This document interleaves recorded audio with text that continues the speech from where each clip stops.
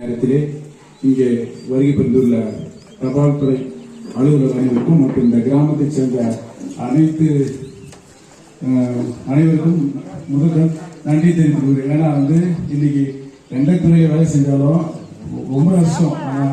அஞ்சல் துறையில் வேலை செய்து ஏன்னா நமக்கு தெரியும் ஒவ்வொரு வீடு தெரிஞ்சு அந்த தபாலை கொண்டு ரொம்ப கஷ்டமா இருக்கும். ஏன்னா இன்னைக்குதான் போன் நம்பர் வந்துச்சு.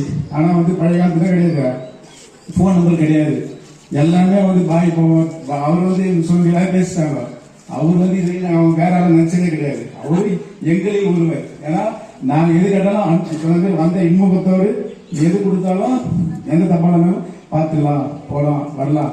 என்னைக்குமே அவங்க கோபப்பட்டதான் நான் பார்க்கவே இல்லை.